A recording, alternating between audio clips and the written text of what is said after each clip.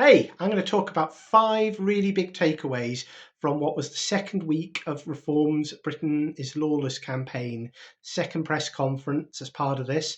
It saw some interesting developments, including the unveiling of a new police and law and order advisor to the party, Colin Sutton, highly decorated, really well known and respected former senior detective, who has been at the heart of a number of major investigations over many years. He is not only going to be advising the party, he's going to stand as a reform candidate at the next general election to become an MP.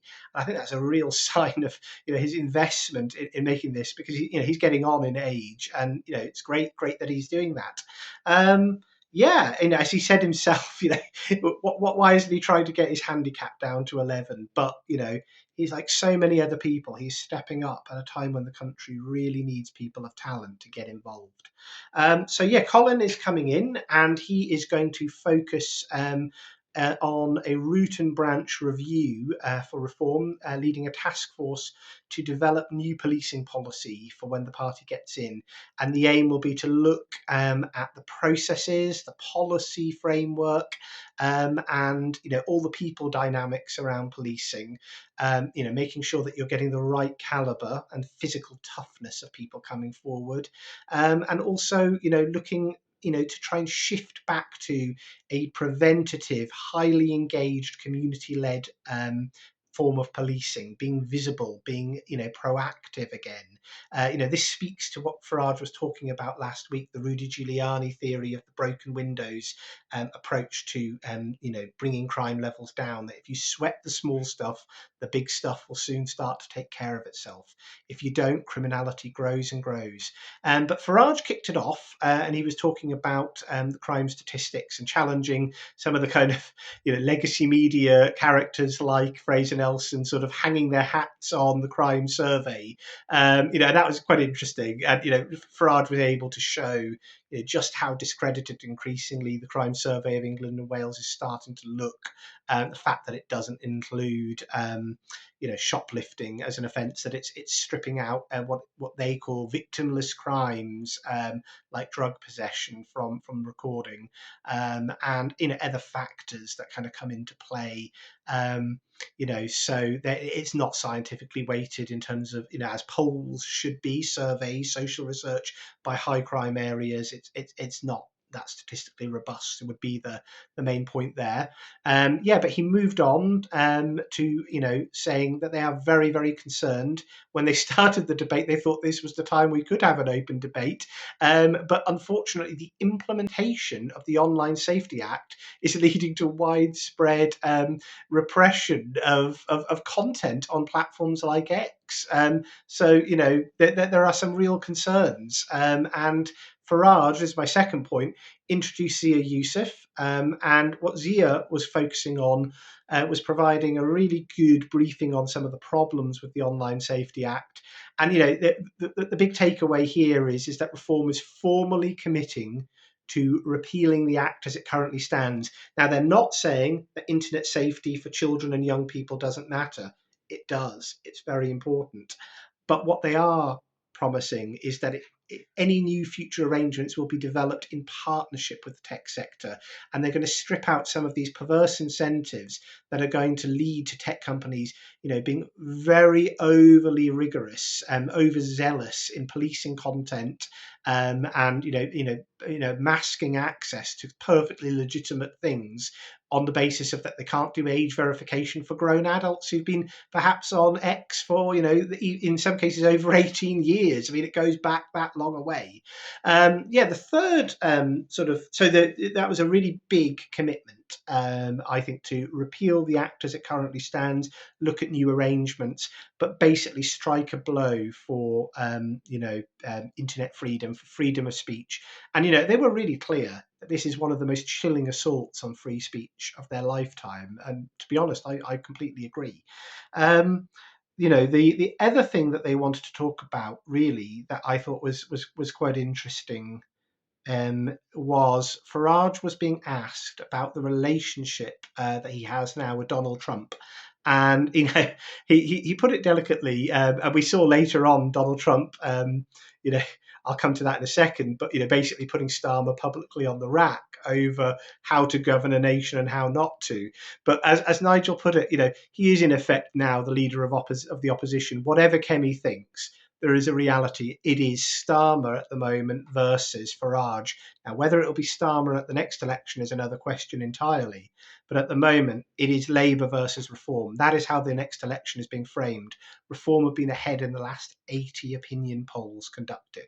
So, Nigel is right to make that claim. And, his point was that diplomatically, it becomes harder for the old chums of Nigel and Donald to hang out and do interviews and so forth while he's on a visit where he's meeting the Prime Minister. That's totally understandable. So there was a little bit of light ribbing from the press, but I thought Nigel handled all of those questions very well, and he kind of put the point across, that he's got far more naturally in common with Donald, but that he's also got a party to kind of get on with leading, and quite a lot to do here as well. So he's not going to be running up for fireside chats and interviews as he was when he was just a mere journalist. The next sort of thing that I thought was a really interesting aspect of the press conference was this question about how is reform going to pay for so many of these kind of commitments, at the same time as talking about wanting to cut tax. And it's a perfectly legitimate question. And he was compared to, isn't this all just Trussonomics, that you want to spend more on your priorities in defence and policing, but you don't want to cut anything even as you're cutting taxes. And what Farage said, and I thought it was, it echoed what he talked about last week. He talked about, he immediately brought up Milei in Argentina, and he talked about the importance of setting out a clear direction of travel on the fiscal and economic shape of the country that you want to build. And in terms of that fiscal shape, his criticism of the Trust's Kwarteng budget was not the ambition to cut taxes and incentivize investment, and it certainly wasn't a criticism of their plans for supply side reform. He said that the problem with it, and he's absolutely right with this, is that they did not set out in thorough detail what they were going to be willing to cut in real terms in terms of public spending. Not even just, what are they going to restrain in terms of overall spending envelope growth over time. No. This was, what are you willing to cut? And I thought that was a really refreshing, healthy statement. Nigel made clear that from his perspective, a reform government means, in net terms over time, a cut in the overall size of the state as a share of GDP. And it means real terms cuts in a range of areas. Now, what they will be over time, more will be set out, but we know already net zero will go under a reform government, as will HS2, as will a whole range of wasteful departmental spending priorities like DEI. All of that will go in the bin, but there's a lot more to come. There will be more detail that we'll need to nail down as we get closer to government, to the next election, I should say, and the chance to be in government, because you never take anything for granted. But there will be more detail to come. But I was very, very encouraged by Nigel once again setting out that he is not this high tax, high spend caricature that the Tories, remember them, that they're trying to paint him out as. It was a very good, solid answer. And yeah, I just thought that today's conference really, it nailed down reform's growing confidence and courage. And as Nigel put it, I think the other key, the last point that I kind of really wanted to get across was, Nigel was making clear that he is not going to be cowed by the public sort of pressure on you must protect this area of spending and so forth. You must govern by what the media tells you is important. And he made the point that he is very willing to be an unpopular populist, to not be a populist, to take positions that he thinks are right, whether people agree or not. And part of that factor there was a very odd question of, well, are you just taking this position because you want to get chummy with Elon Musk? And he was like, well, no, I'm taking this position because I think it's the right thing to do on the Online Safety Act. And he said, there were times in the past where Elon wanted him to take certain public positions, and this was not something he was willing to do in turn, and that led to a bit of falling out. But that things have been civil since, and that's fine. But what I thought was very interesting is that Nigel would not be nailed down on issues like he would not be forced or bounced into taking a position that he must protect the triple lock on pensions. He said, look, ideally we want to look after our pensioners as best as possible, effectively, but he cannot guarantee a position 3-4 years out without knowing what the state of the public finances are in a manifesto, and that's a perfectly reasonable position to take. So yeah, very, very interesting. I am really encouraged at the moment by the direction of travel reform are taking. Oh, and one last thing, yes. Sorry for this slightly rambling way of getting around to it. There was, of course, the Keir Starmer press conference this afternoon with Donald Trump up in Scotland, and my goodness, was that a pancaking at points for Sir Keir. But I thought the most interesting aspect of that was Donald Trump basically completely negating the existence of the Conservative and Unionist Party, and basically affirming that the next election is Nigel versus Keir.